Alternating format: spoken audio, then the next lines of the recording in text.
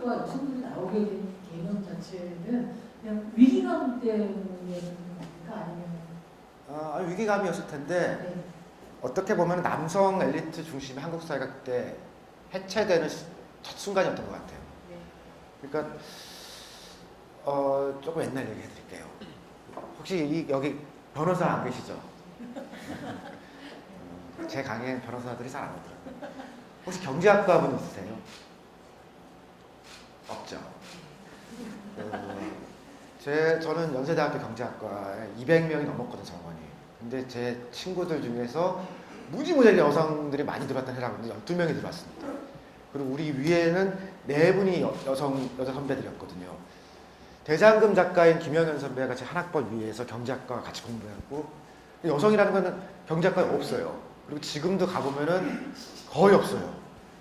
근데 90년에 프랑스 유학 가서 대학원을 갔는데, 저 있던 대학원이 굉장히 큰 대학원이었거든요. 한 1000명쯤 되는 메머드였는데, 우리나라랑 달리 그 프랑스는 경제학과가 굉장히 취직이 잘 되는 거예요. 그리고 경제학과 대학원을 나오면은 은행으로 가는 거거든요.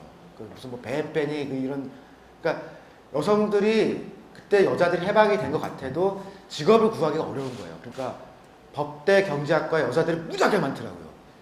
그 대신에 이제 문과대 쪽 사회과학이나 무슨 사학과, 인류학과 이런 데 가면 남자들이 많아요. 그 남자들은 뭘 해도 취직이 잘 되니까 아무거나 하는 거고, 여자들은 취직이 잘 안 되니까 법대나 경제학과에 몰리는구나라고 저는 그렇게 해서 그랬거든요.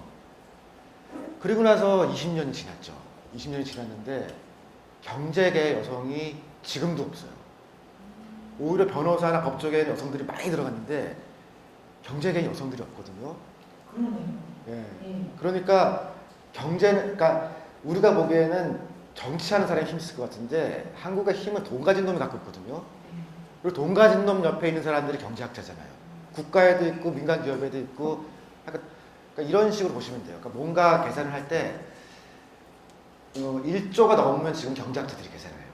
그러니까 뭐 1조, 2조, 3조, 그리고 1조 미만의 돈은 엔지니어들이 그냥 현장에서 계산하거든요. 그러니까 저한테 와서 계산해달라고 하는 거는 보통 뭐 3조에서 10조, 4대강 22조잖아요. 그러니까 4대강 사회 돈이 너무 많이 들어간다고 얘기하는 사람들은 경제학자들이고. 근데 이 경제학 하는데 지금도 여성들이 없거든요. 제가 보면 한국은 여성 인권이나 뭐라고 얘기하든 간에 경제학과에 반이 여성이 돼야 문제가 풀린 거다라고. 그러면 진짜 필자도 경제학 교수 중에 여성분 찾기 너무 힘들고 기획생 뭐 필요하고 대표적인 네, 그러니까 오히려 법 쪽에는 뭐 여러분 여성들이 있잖아요. 스타들이 있고 대법관도 계시고 뭐. 조금씩 풀렸는데 돈의 세계는 완전히 남성 엘리트들의 세계거든요. 그러니까 이 사람들이 말을 어렵게 만들어요. 말을 어렵게, FTA도 어렵죠. FTA가 책 제목을 쓰려는데 어떻게 제목을 달아도 FTA를 달고 나니까 책이 안 팔리게 생겼거든요. 근데 경제학은 다 그런데, 그러니까 지금도 제가 보면은 돈의 세계에서는 남성 엘리트들이 뭔가 굉장히 어렵게 만들고 일반인들을 가만히 있는 게 도와주는 거다라고 그렇게 해놨거든요. 그러다 보니까 한쪽에서는 이게 보수나 그게 문제가 아니고 돈을 쥐인 놈들을 지키려는 경제학자와 그렇지 않은 경제학자가 있어야 될 것 같은데, 그렇지 않은 경제학자는 한국에 거의 없어요. 그러다 보니까 직관적으로 느끼는 그 사람들이 여성이고 주부이고 학생이더라 이거예요. 그러니까 생존과 삶에 관한 거는 사실 근데 어떻게 복잡하게 해도 그러니까 미국서 먹으라는 거지 라는 거 아니에요. 근데 뭐 여기에 이제 그 경제학자 엔지니어들은 뭐 확률이 어떻고 막 얘기하잖아요. 그러니까 그렇게 먹으라는 거 아니야. 근데 어떻게 보면 남성 엘리트들이 만들어 놓은 그 언어의 장벽과 돈의 장벽을 촛불 집회를 지으면서 여성들은 직관으로 알았던 것 같아요. 남성들은 이해를 하려고 했지만 어렵거든요. 이해하자는 게 아니고 그거 외워야 되는 거거든요. 근데 직관과 통찰의 능력에서 남성 엘리트들은 언어가 다른데 그걸 아니다라고 했던 사람들이 아까 말한 소울드레스나 그런 데 있는 분들이 어쨌든 위험하네, 100% 안전하다는 거 아니잖아 라고 하는 간단한 거거든요. 그 원리는. 그런 점에서 지금 남성 엘리트들이 만들어 놓은 어떤 허망한 지배 프레임 같은 것들을 깨고 나온 1차 존재가 여성들이고, 그들이 모여서 스스로를 이름 붙인 게 그게 시민이라고 생각한 거예요. 소울드레스나 이런 사람들이 이렇게 깃발 들고 왔는데 그거는 단체 이름이고 네. 왜 나오셨어요? 그러면은 촛불 시민이라고 했잖아요. 그러니까 그 직관적으로 알았던 거죠. 시민이라고 하면은 경찰이 날 때리면 안 되는 거예요. 근데 내가 불법 집회인데 국민이면은 경찰이 그 사람을 잡아갈 수 있잖아요. 그거는 국민으로 정해져 있어 그렇지만 시민은 자연권을 가지고 있는 거거든요. 나는 여기서 내가 말할 권리가 있다라고 하는 거를 누가 설명해 주도 나는 사실 느낀 거죠. 광주에서도 그 사람 광주 시민군이라고 했잖아요. 네. 그렇게 할 때만 자신들이 총을 들 권리가 생긴다라고 안 거죠. 누가 이런 걸 가르쳐 준 건 아니거든요. 애국가를 부르면서도 우리는 광주 시민군이라고 했던 거예요. 크게 올라가면은 시민이라는 그 첫 번째 존재를 죽이면서 전두환이 집권한 게 군사독재였고 그 이후에도 아직 시민에 대한 복권은 이루어지지 않은 건데 이제부터 우리는 시민이라는 이름을 쓰자. 자랑스럽죠. 내가 시민이라고 그럴 때. 근데 아직 고민이요. 아직도 그 서울과 그렇지 않은 곳에 격차가 있어요. 그건 분명히 있는데 그래서 이렇게 하면 안 된다고 하면서도 우리는 맨날 광화문 앞에 모이잖아요. 거기 있어야 안전하다고 생각이 드는데 그 서울 시민만이 시민이냐. 지방에 가서 얘기를 해보면은 제가 똑같은 얘기를 하면은 할아버지도 그래요. 나는 읍에 사는데 어떻게 해요? 근데 보편적 존재로서 시민, 그러니까 근데 프랑스 마찬가지예요. 파리 시민이라고 시작했다가 그게 마르세유 시민이 되고 그때 마르세유 시민들이 불렀던 노래가 라막세이즈라는 노래가 네. 프랑스 국가가 된 거거든요. 그러니까 우리도 이걸 읍면동에 의한 그런 개념이 아니라 헌법을 만들 수 있고 정부도 바꿀 수 있는 방향 정도는 언제든지 바꿀 수 있는 그런 보편적 존재로서의 시민. 부산 서면가 국가가 있는 거거든요. 네, 그런 식이죠.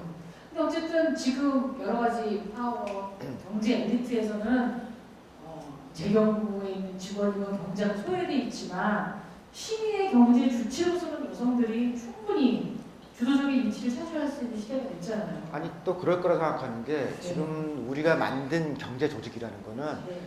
주식회사밖에는 없다고 뻥을 깐 거죠. 근데 경제 조직에는 형태가 굉장히 많거든요. 그러니까 뭐 유한회사도 있고 무한회사도 있고 유한회사의 특정한 일부 방식이 주식회사고 그 중에 아주 특별한 콘체른이라고 하는 기업 결합이 재벌인 거고. 근데 우리는 그게 모든 경제 조직 다라고 지금 10년 동안 얘기를 했는데 실제로 그렇지는 않고요. 유럽 경제를 보면 한 30-40%를 합동조합이나 뭐 상협 같은 그런 주식회사가 아닌 또 다른 형태의 조직들이 움직이거든요. 그러니까 AP통신 같은 경우 대표적인 그런 그러니까 협동조합이거든요. 그 다음에 축구팀으로 치면은 막 FC 바르셀로나가 협동조합이에요. 협동조합에 빨갱이 FC 바르셀로나 선수도 비싸잖아요. 네. 근데 그거 다 그게 그냥 협동조합이거든요. 그 다음에 선키스트 만드는 그런 회사들도 협동조합이고 그러니까 엄청나게 많은데 그게 요즘 시민들이 움직이고 나니까 한살림이나 이제 뭐 이런 어떤 조그만 생협들부터 시작해서 큰 형태의 협동조합 같은 것들은 사실은 시민들이 움직이는 거거든요. 주식회사 협동조합의 제일 큰 차이점은요. 주식회사는 일원 1표예요. 돈 많이 가진 사람이 내가 결정하면 따라이거든요. 근데 협동조합은 1인 1표예요. 그러니까 조합비를 아무리 많이 냈어도 조합원 총회 오면 다 한 목소리인 거거든요. 근데 1원 1표가 1인 1표에 비해서 경제 조직에서도 유리하냐? 그런 보장은 아무것도 없습니다. 그러니까 같이 만들어가는 경제라면은 뭐 협동조합일 수도 있고 사회적 기업일 수도 있고 지금 경영심이 한참 밀고 있는 그 바로 사회적 기업이나 이런 것들이 늘어나는 건데 그거는 시민이 객체가 아니라 자신이 경제 주체로 참여하는 거거든요. 그리고 그런 것들이 많아질 때 주식회사의 횡포도 완화될 수 있거든요. 그러니까 단순히 표만 달라고 그러지 말고 그런 시민들이 경제 주체가 될 수 있도록 정부에서 지원도 하고 큰 돈도 아니고 조금씩만 줘도 움직일 수 있는 거 아니냐 이거죠. 그리고 그럴 때 경제 민주화 얘기를 할 수 있는 거지 주식회사만 있다라고 하는 상태에서는 다른 방식의 얘기를 할 수가 없거든요. 여기 책에서 이제 시민 경제에 대해서 흥미로운 제안을 하신 게 우리는 시민 경제 운동 그러면 이거 반제법 운동이잖아요. 삼성 뭐 물건 하지 마, 뭐 현대차 뭐 문제 있어, 피켓하고 뭐 게시판 들어가서 완전히 뭐 드립하고 이런 거 생각하지만 선생님이 제안하신 게 아까 말씀하셨던 건전한 방식의 우리가 함께 살기 위한 생협 같은 거 진짜 고양이 생활했던 사람이 있어요? 아니 제가 만들면 좋겠다고. 아 예. 아니 근데 그거는 어렵지 않은 게요. 그러니까 생협 중에서 제일 성공할 가능성이 높다고 보는 게 저 고양이나 혹은 뭐 강아지나 그런 애완 등 실제로 시장 성장 속도도 높고요.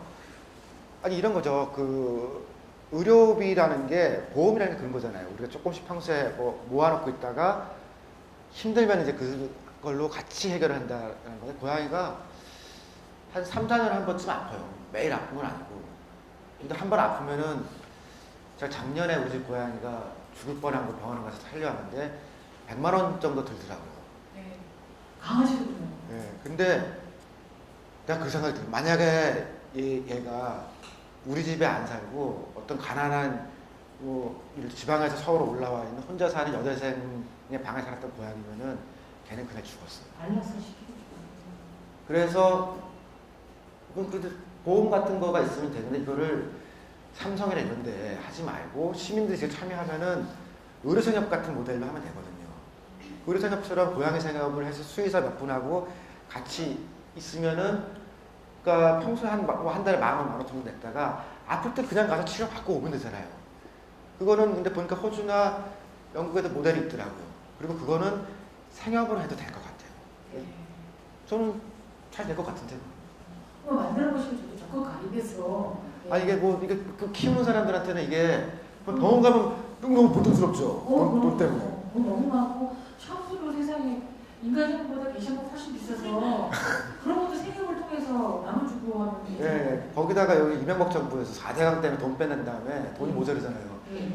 애완동물 병원에 가는데 탄을 붙였어요. 10%씩 붙이거든요. 맞아요. 그 전에 없다가 지금 붙이는 거 아니에요. 그러니까 정권 바꾸고 난 거 10%부터 없애버리려고요. 아니 탄은 무슨 호텔이나 이런 데 식당에서 먹으면 붙이는 거 아니에요. 네. 그리고 지네들 세금은 깎아놓고서 고양이한테 세금을 걔 고양이한테 진짜 내 인간도 아니더라고 그게. 아니 4대강 지네가 하고서 고양이 무슨 죄가 있어요. 그러면